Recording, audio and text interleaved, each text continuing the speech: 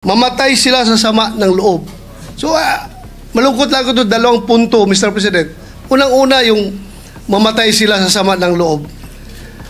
Kami, Mr. President, hindi mo po kami mapatay sa sama ng loob dahil hindi na po masama ang loob namin dahil tanggap na namin na kami ang minority. Ang kinasama lang ng loob namin is bakit kailangan pang patayin kami sa sama ng loob? Hindi na po masama ang loob namin. Tanggap na namin na kami minority. At pangalawang punto, Mr. President, gimmick lang ng minority yan.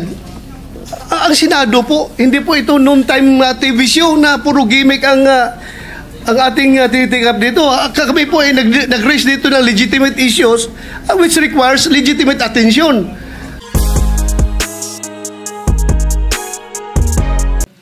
Mr. President, since nabanggit mo na lang rin lang na yung pagpangalaga sa lahat ng miyembro ng Senado ay isang tungkulin ng Senate President. I just would like to bring to the attention of the Senate President.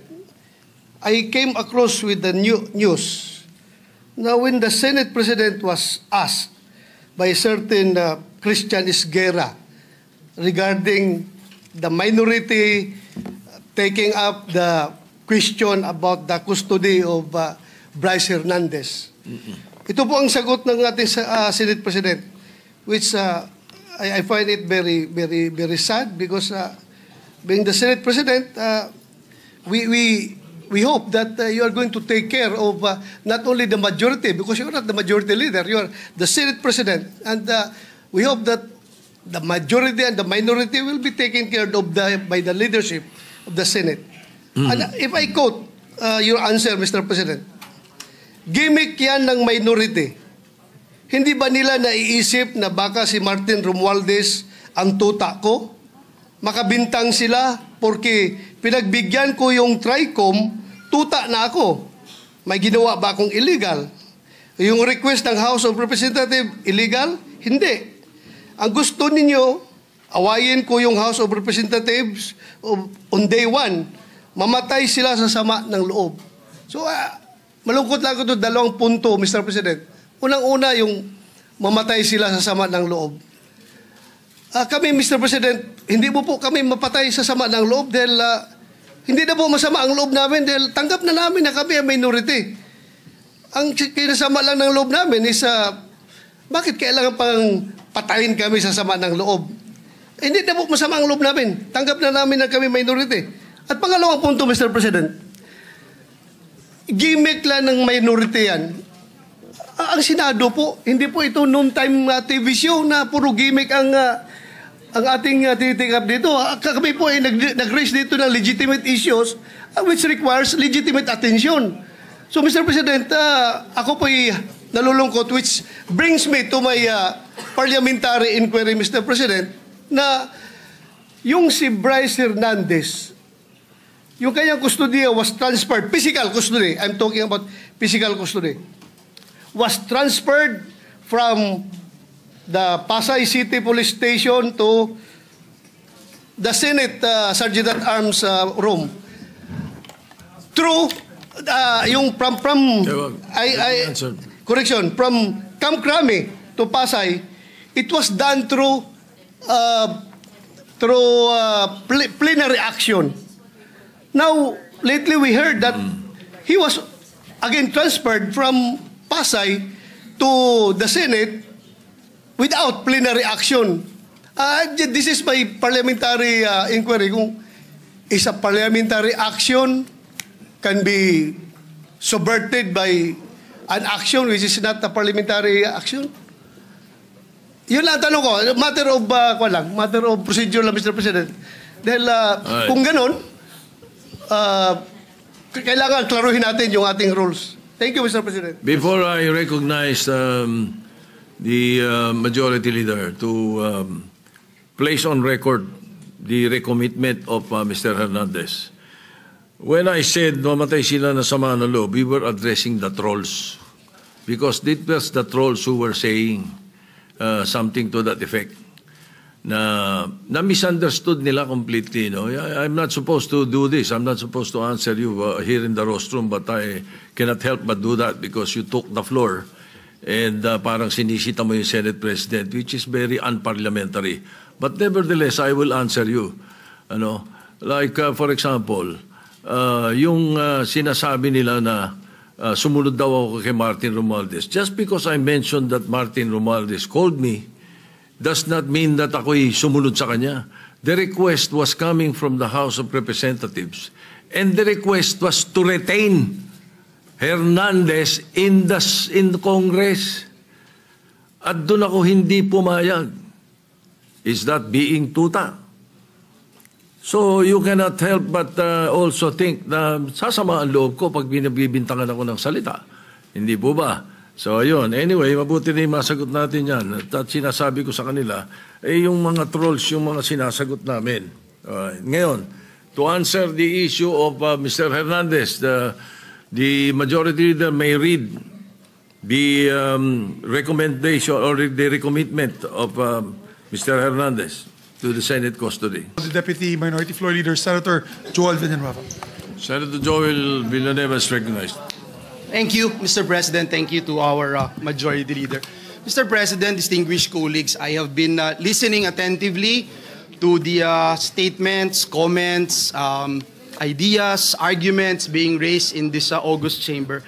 But I think the very first question that was raised when we opened the session is when Senator Bato de la Rosa asked as to whether or not plenary action can be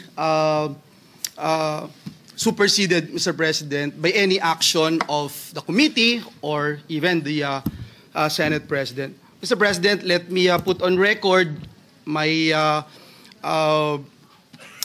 disagreement, Mr. President, with the decision that was made when Senator Jinggoy Estrada made a motion here in this August chamber, which was carried upon by the members of the Senate. So it was no longer just Senator Jinggoy or the members of the minority. It is the entire Senate who made that decision. And we wanted to put on record, Mr. President, why we supported that motion of Senator Jinggoy Estrada. Mr. President, last Tuesday, when this guy, the assistant district engineer from DPWH, mentioned the name of this representation and that of Senator Jinggoy, he immediately stated that he is scared of the Senate. He is scared of the Senate because he mentioned two senators. And during that time, Mr. President, Senator Tito Soto is already the Senate President. And then afterwards, a lot of congresspersons would say that he is safer in the House of Representatives. And then the lawyers of this fellow would mention na ngayon, all of a sudden, safe na siya dito sa Senado. It puts a bad taste in the mouth, Mr. President, na para po bang may mangyayari sa kanya pag nandito siya sa Senado. And that's why, again, when Senator Jinggoy made that motion, we all supported him.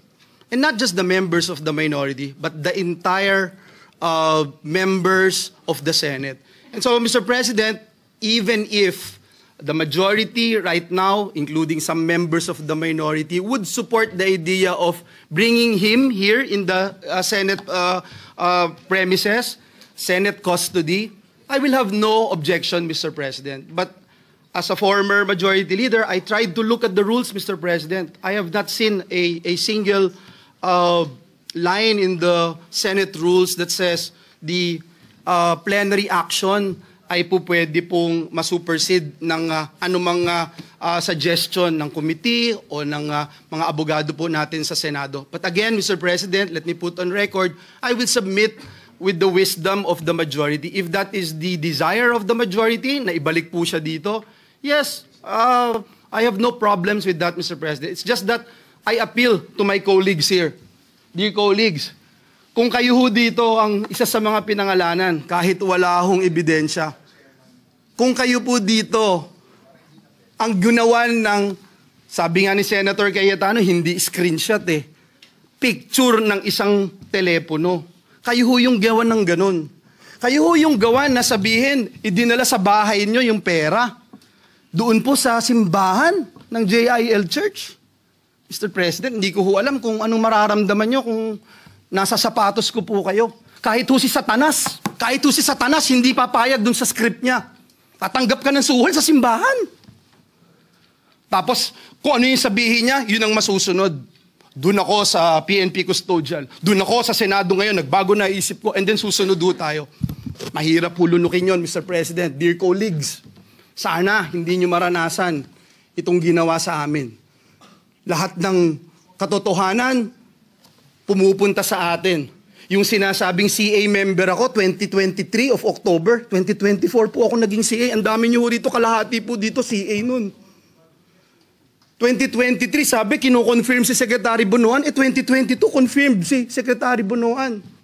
Paulit-ulit po ako dito, wala akong flood control, walang maiturong flood control. And yet, ito, paniniwalaan. Nasa news, nasa lahat po. Dito sa atin, binanggit yung mga kongresista, pero wala, parang falling to deaf ears, Mr. President. Again, Mr. President, hindi ko kailangan na may sumuporta sa akin dito sa Senado. Kahit isa po dito sa Senado, I appreciate yung mga naniniwala. Kung hindi kayo naniniwala, it's not my problem. Ang alam ko lang, Mr. President, mahirap na ikaw paparatangan tapos sa mismong sarili mong bahay, hindi ka maproteksyonan. Sa mismong sarili mong bahay, pinagdududahan ka o hindi ka man lang mapakinggan, Mr. President. At parang ang nagiging dating ngayon, kung ano ang gusto ni Bryce, nitong assistant district engineer, siya po yung masusunod. So yun lang o, Mr. President. Akin po, kung ibabalik po siya dito, let the plenary decide and let's continue to abide by our rules. Marami pong salamat, Ginoong Pangulo. Senator Jingo Estrada, Mr. President, would like to be recognized. Senator Jingo Estrada is recognized. Thank you, Mr. President. Mr. President, this morning, I received a report that Mr. Bryce Hernandez was transferred here from the Pasay City Jail, and it came to as a big surprise to this representation, since we approved that Bryce Hernandez be committed to the Pasay City Jail. We approved it in plenary. Mr. President, last Tuesday, when he appeared before the TRICOM at the House Committee, at the House of Representatives, the opening statement, if my memory serves me right, of Mr. Bryce Hernandez is that, pwede ba dito na lang ako makulong? Ayoko pong bumalik sa Senado dahil merong mga senador na involved dito sa flood control. And much to my surprise, he mentioned this representation together with Senator Joel Villanueva. After his testimony, full of lies, according to the Senate President, he talked with the Speaker of the House, and they reached an agreement that he be committed at the PNP Custodial Center. But when I discovered that when he was at the PNP Custodial Center, not one OSA member was guarding him there. Ni isa sa mga OSA na dapat meron tayong physical custody of that person. Wala nang pakialam ang pulis dyan eh. Tayo na ang may physical custody. Pero nasaan? Nasaan ang nagagwardya sa kanya doon? Eh kung biglang tumakas yun, biglang pinatakas ng pulis yun, paano na? So after that, nagdesisyon po tayo here, plenary, that we commit him at the Pasay City Jail. And everybody approved of it. When I made my motion, sinigundahan ni Majority Leader Senator Mig Zubiri, and no one objected. At ang sabi dito, I got hold of this letter from the lawyer of Mr. Bryce Hernandez. Third to the last paragraph. We appeal for this because today there is renewed faith. Ito, September 15, today.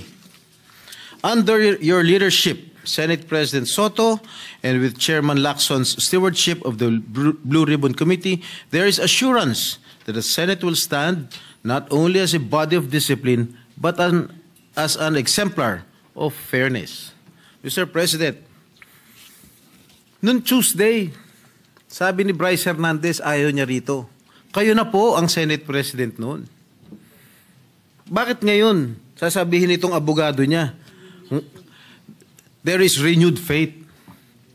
Bakit nung sinabi ni Bryce Hernandez, Senate President po kayo, wala ba siyang faith sa inyo noon nung nagsalita siya? Noong Tuesday, na ayaw niyang bumalik dito sa Senado? Bakit ngayon niya lang sasabihin na meron siyang renewed faith? Bakit lagi natin sinusunod ko ano gustong kapritsyo ni Bryce Hernandez? Gusto niya malipat sa ano? Ayaw niya rito, nilipat niyo sa custodial. Nung nilipat natin sa Pasay, gusto niya naman ngayon malipat dito. Ano ba talaga?